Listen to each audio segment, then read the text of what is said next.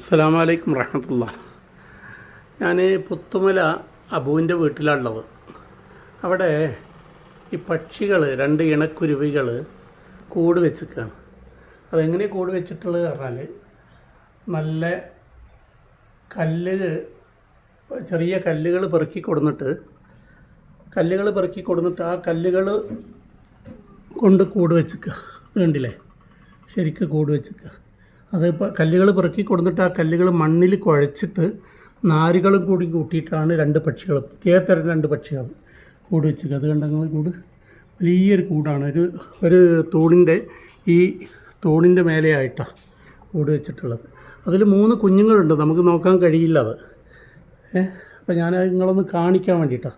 അള്ളാഹു ഓരോ സൃഷ്ടികൾക്കും ഓരോ കഴിവ് കൊടുത്തിക്കല്ലേ, അത് നിങ്ങൾക്ക് കാണിക്കാൻ വേണ്ടിയിട്ടാണ്. അതിൽ കുഞ്ഞുങ്ങളെ കണ്ടോളൂ. ഇത് കണ്ടോ, കാണുന്നത് ഫോണിങ്ങനെ പിടിക്കുക ചെയ്യുന്നത് ഉണ്ടോ.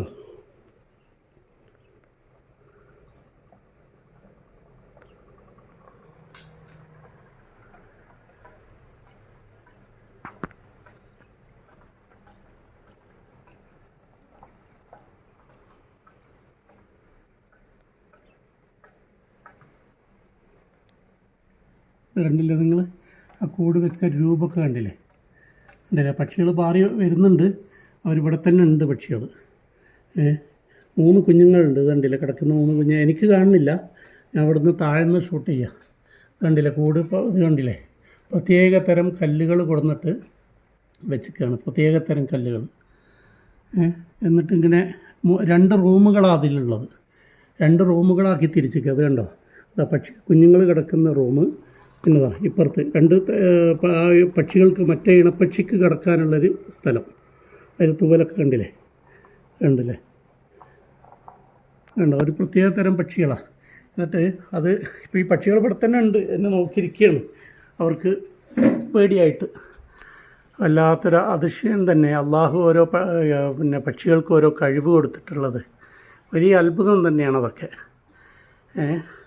അള്ളാഹു കൊടുത്ത കഴിവേ, സർവശക്തനായ റബ്ബിനല്ലാതെ ഇതൊന്നും കഴിയില്ല. ഇതൊക്കെ എവിടെ നിന്നാണ് ഇവർക്ക് ആ അറിവ് കിട്ടിയത് എന്ന് ചോദിച്ചാൽ, അള്ളാഹു കൊടുത്ത അറിവുകൾ തന്നെയാണ്. എന്തുപോലെ നമ്മൾ കെട്ടുപണിക്കാരെടുക്കില്ല, അത്രയും ഭംഗിയായിട്ടാണ് കല്ലുകൾ കൊടുന്ന് മണ്ണിൽ കുഴച്ചിട്ട് കെട്ടിയുണ്ടാക്കുന്നത്. കണ്ടില്ലേ. അത് കുട്ടികൾക്ക് കിടക്കാനുള്ളത് വലിയ റൂമായി തിരിച്ചിക്കുക, മറ്റേ പക്ഷികൾക്ക് കിടക്കാനുള്ളത് വേറെയായിട്ട് തിരിച്ചിക്കുക.